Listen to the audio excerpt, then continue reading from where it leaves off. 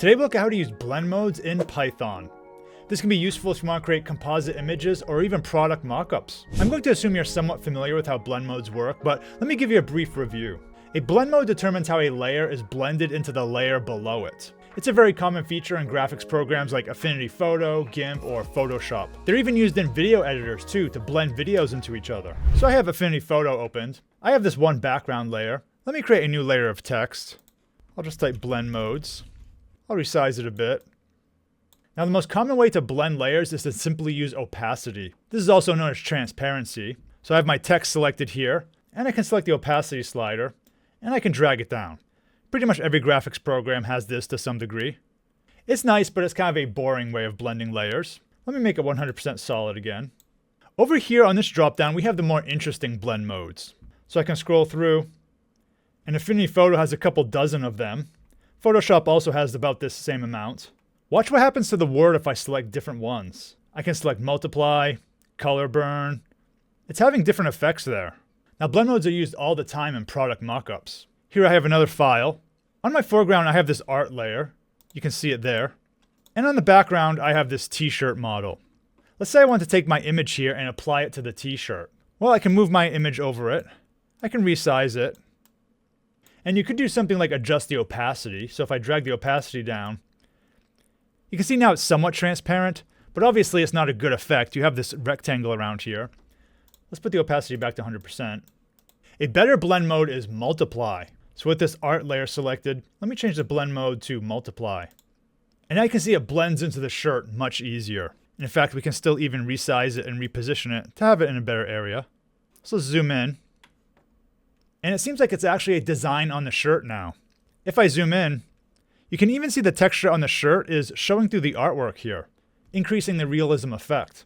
So this is just one of many uses of blend modes. And you can see how something like this might be useful for automating thumbnails for a print-on-demand shop. Maybe you had this t-shirt mock-up in the background, but you had hundreds of different artworks you want to superimpose on it. So you could do this by hand, or you could write a Python script to do it. So let's first look at how we can use Python to blend these two images together. Then we'll look at the t-shirt example. I'm here in Visual Studio Code, and I've created a Python project. And right off the bat, I've just printed a hello world message here. But I've imported some libraries we'll need to use. Now they're not recognized yet. Let me run the command to install them. I'm on Windows, so this is the command I'll use. First I'm going to install Pillow. And this is an image processing library. It will install the pill libraries here.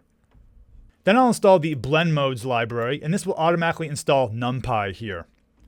So let's install this. And it's downloading. And now it's installed. And to verify the installation, I can expand my environment here, expand the lib folder. I can see we have blend modes and NumPy and pill and pillow installed. Now, by the way, if you want to learn more about this blend modes library we'll use, you can find it on the Python documentation site. It's blend-modes. And if you scroll down, you can see a description of all the options that are there. These are the supported blend modes. Let's go back to our Python code. So alongside my script file, I've also included the background and foreground images. So we can see the background here. That's this file. And then the foreground, I saved the text as a transparent image here. So let's go back to our script. The first thing I'm going to do is open the files, convert them to RGBA, and make sure I can show them. So we can do that with these lines of code here. The image object from Pillow is going to allow us to open the images. Then we have to convert them to RGBA. They may be RGBA already, but it's a good idea to just make sure and manually convert them. And finally, I'll run the show command to display them. So let's run this file. And now my images get displayed in my default viewer. So that's the background. And there is the foreground image. Now the next thing we need to do is convert our image objects to NumPy arrays. So let me delete this show message here. And here's the new code that will convert our images to arrays and then also float arrays. So this first statement converts the image to an array. Then we convert it to an array of floats. So I've assigned it to the variables over here. We have our background and foreground. Now my images are the exact same size right now, so I can go right onto the blending step. In the next demo, we'll look at how to resize an image so it fits the other image. And here we have the step to blend the images together. I set an opacity value here because we're required to pass that in down here. I just set it to 1.0, which means our foreground layer will be solid. And then I called the multiply method. So if I scroll up, remember I imported multiply from the blend modes package. The reason I know multiply is supported is if I go back to the documentation, you can see blend modes multiply there.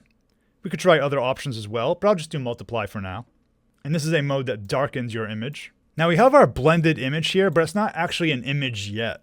It's an array of floats. So we have to reverse what we did over here. We have to convert to an array of integers and then put it back into an image object. So let's put those steps in here. I'm taking my blended image and passing it into unsigned int 8 to convert it back to an array of integers. And then here with the image class, we're using the fromArray function to convert it back to an image. And finally, we'll show it. So let's run this code and see what it does. I'll run it. And here we have our final result. The word blend mode is being multiplied onto the layer below it. Let's try another blend mode to see how that works. Let's try difference. Let's bring in difference. Scroll down here. I'll make this difference. Let's run it. And this is the difference blend mode. So on the left we have multiply, and on the right we have difference. Let's look at another example, this time with images of different size. And once again, I should say, if you're just doing this once, it makes sense to use a graphics program. But here I'm going to assume that your purpose is writing a script that can do this for dozens or hundreds of images. Now I'm back in Visual Studio Code here, and I have the same script file, but I have two different images. Let me show you those. This is our new background, and this is our new foreground. So let's run the code. I'll press the run button here. And we've gotten an error. So you can see there's this big error message down here. The important part is this last statement here. The value error is they could not be broadcast together with the different shapes. And we see these two items here. These structures represent the dimensions of our images. For example, one's 1856 by 2464. If I go back to my files, that's actually the size of my background image here. And if we go back, 1172 by 938, that's actually the size of my foreground image. And it's complaining that these images are different sizes. So we'll have to find a way around this. So what I want to do is create a new image from the foreground that looks something like this. We'll have our image in the middle, and then we'll have transparent area around it. So let's go back to VS Code. After we open our images here, I'm going to resize the foreground image. So let me add some spaces here. Let's comment out the rest of this code. So the first thing I'm going to do is make a temporary background, and I'm just going to make it the size of my original background image. That's the larger image below, the t-shirt image. This image here. Then I'm going to resize my foreground image, and I'm going to choose its paste position. Now, how do I know what the size is going to be here? Well, let's go back to my graphics program. Here I decide where I want to put the graphic in my image. So I'll resize it. Let's put it back to multiply. I'll set it around there. So here I see the width, 777.9. Let's make it 778 just to make it even. So let's go back to VS Code. 778 by 972. That's the new size I want it to be. And let's look at the paste position. That's going to be this top left corner here, which is this XY coordinate here. This will vary by program, but whether you're using GIMP or Photoshop, it should have something that tells you where you're putting your image. So I'll take 843, 545, 843, 545. So this will be the position of my foreground art image. And I'm going to paste the resized foreground image onto my background image here. So I'm calling temporary background.paste, passing in my foreground image, the paste position, and I need to pass in the foreground image again to achieve a masking effect. Let's save the image. Say temporary background.save, output.png, out.png. Let's run it now. And we saved it. I'll open the file. And here's what it looks like when you can see the background. So we've successfully resized and repositioned our foreground image onto a larger canvas here. Now we simply just go through the steps we went through already. Let's go back to VS Code. I'll take out this save command. The rest of our code still works. It just uses the image foreground. Let's give image foreground the value of temporary background. Let's undo our comments here. And the rest of the code is what we saw in the previous example. So let's run it. And here we have our composited result. And if you wanted to save this result, you could easily do so.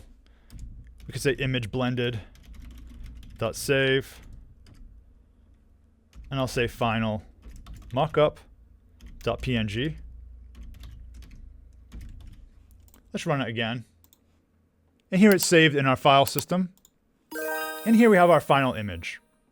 So that's how you use blend modes with Python. Check out my GitHub repo if you want to download and run this code yourself. I'll leave a link in the description below. And check out my Python playlist for other image processing tips. Thanks for watching, and see you in the next video.